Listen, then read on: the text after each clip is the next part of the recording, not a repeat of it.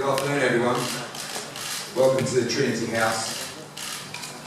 The reason we've got a turnout like this, and the reason that you're all here, is because this is fight of the year.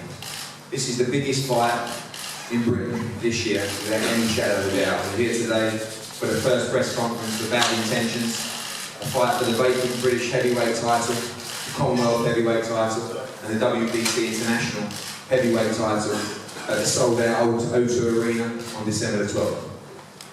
This is a fight that really has everything. I think it's a fight that has been inevitable for a long time, but it's a fight that needed some stock, and it's a fight that needed some titles, and it's a fight that needed the right timing.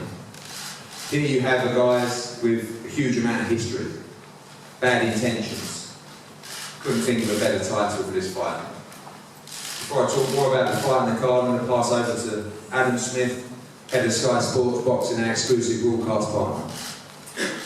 Thanks, Eddie. It is an absolutely massive fight. It's mouth-watering between Anthony Joshua and Dillian Whyte. But I just want to say, what a great week this is. Last night we were in Sky Sports News studios to see a fantastic moment when Carl Frampton and Scott Quick put pen to paper and a unification that I think every fight fan has wanted to see. It's been built up over the last 3 years. And on February the 27th next year, what a start to the year with that fight. I think it's terrific that the teams got together, that politics was sort of almost put to one side, and the fight fans got what they deserve, which is a terrific matchup, a unification in the super bantamweight division.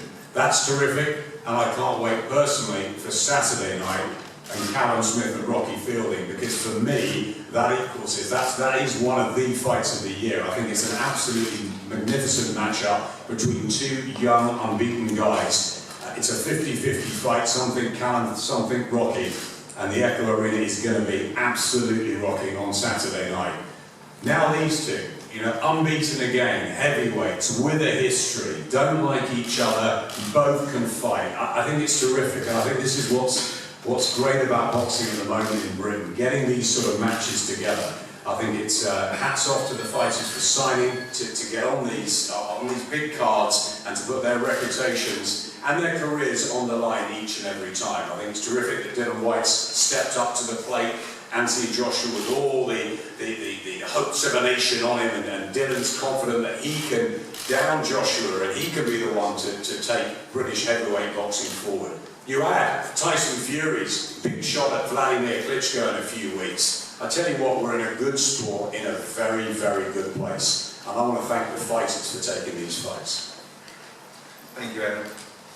December the 12th, there's some big announcements coming this week, and already it's a card that goes well with the main event. Chief Support, a gentleman that we're just working with now. It's another fantastic Bad Intentions fight. Chris Eubank Jr. in a final eliminator for the WBA World title against Ireland's Spike O'Sullivan. A press conference that will be held here next Thursday. Kevin Mitchell in a really big fight that will be announced in the next 24 hours, waiting on sanction approval for that. Tony Bellew and Luke Campbell, another gold medalist, also on the card. The 12th is going to be a very, very special night. To the main event, what can we say about these two guys? To my far left, a young man in Dillian Whyte, unbeaten heavyweight, who really spends the time to invest in his own career. He's been out in the Gronk gym in Detroit, he's working with Jonathan Banks, he's deep in the Klitschko camp in Germany right now, and it's a guy that is very, very serious about this fight, and he's a real threat to the gentleman on my right. In my opinion, the future of not just heavyweight boxing, but boxing. But in this division, you're in the ultimate roulette game, you're in the game of risk. Two big men coming head to head, a fight that's built on history and emotion, not just on skill. And there's always a big danger in this fight. To start off, I'm going to ask Dillian Whyte, the current WBC International Silver Champion, to say a few words. Like Adam Smith said earlier, at the moment British boxing, heavyweight boxing especially, is in a good place. Tyson Fury challenging Vladimir Klitschko in a couple of weeks. And me and this fella here on the right going to get it in December. So, what can I say? Obviously, it's a fight you've wanted for a long time, and your preparation is very, very serious for this fight. Yeah, like Jonathan said, it's probably going to be one of the hardest fights of my career. So that's what we're preparing for. We're preparing for a hard 12-round fight. Well, I doubt the fight's going to go 12 rounds to be honest, but I'm preparing for a hard 12-round fight. Obviously, since you're fighting the amateurs, you've both gone your separate ways. What gives you the belief, looking at Anthony's progress so far, that this is a fight that you can win at the O2 Arena? He's somebody who's beaten before. I'm just as powerful as him, if not more powerful. We're both beaten everybody that before. We're both improved. And I just believe that I beat him once and I beat him again. There's not how much he's improved. I know I'm deep in his mind and in his soul, and I'll beat him again in December 12th. Obviously, coming through the amateur scene, you've both gone your separate ways. This fight has multiple titles on the line. Anthony's ranked top 5 in a number of governing bodies now. It's a huge fight in world boxing, not just in British boxing. Obviously, there's a personal side to this fight, and there's the side that can take your career to the next level. This is what sports is all about. It's all about being competitive and having rivalry. And I don't like him, he doesn't like me. It's simple as that.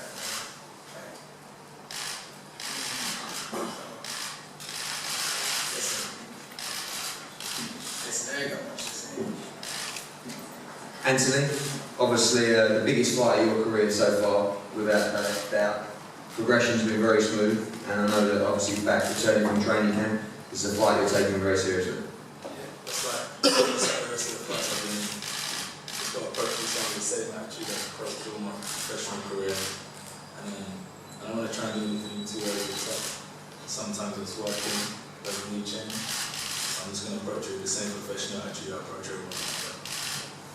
Obviously, there is the history of this fight, and people talk about a chance for you to get even. Is that on the mind, or is it just more about winning the British heavyweight title and another step up the ladder?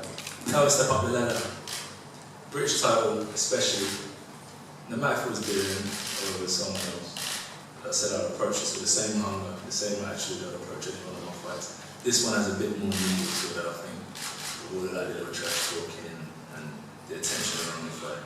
So I think it just gives us that bit more reason to prepare for a 12-round war rather than me going in there believing in myself and probably knowing this fight won't. The fights I've been in the past may not go the full distance. This fight has potential to go the full distance. I'm sure Dillian could be the man potentially to take me past 3 rounds. But it'll be a real tough fight, it'll be a real tough task for him to do that because I'm coming, I'll be prepared, I'll be ready. Obviously, your fight so far, you've met a lot of fighters, a lot of competitors who perhaps haven't quite had the desire to really win the fight. I think we know now you're coming across a man that he's desperate to win this fight. I've never really been in big time boxing, so the desire to get in the ring with these guys was never financial gain because there was loads of money on the table for fighting me anyway. So I think they definitely come with the attitude that they could beat me. I don't really say much, keep myself to myself. And I think that's why these people think they can beat me until they get in the ring. And it's quite an imposing figure, when you've got someone who's getting, who's hungry. And I think that when you're like 17, 18 stone, you're rotating from your hips and you're punching with all your might. I think it changes the aspects of the fight.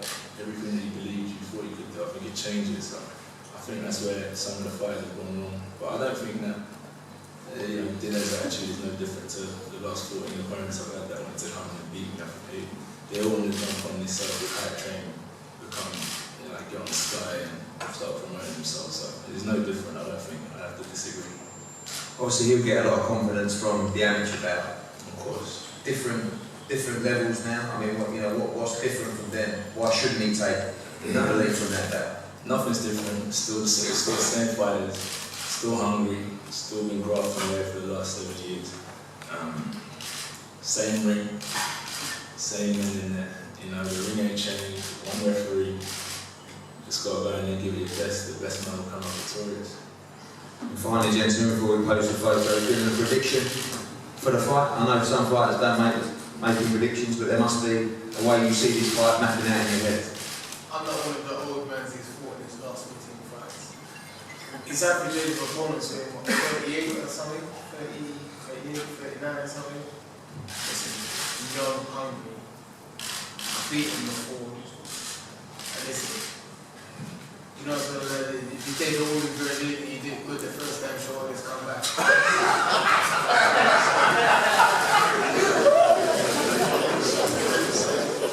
Hey Jeff, I know that you're not big on predictions either, but there must be a way you see this fight mapping out. I feel like he's saying about 39-year-olds and whatnot.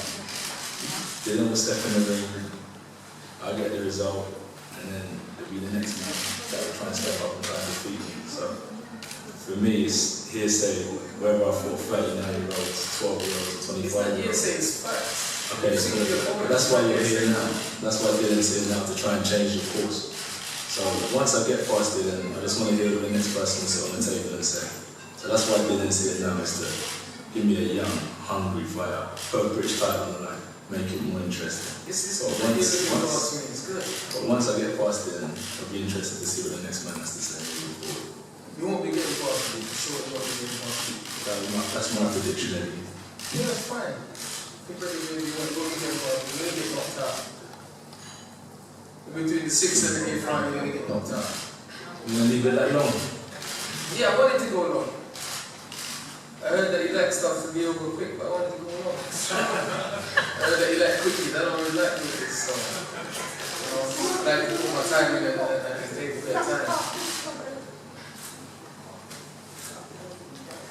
Okay guys,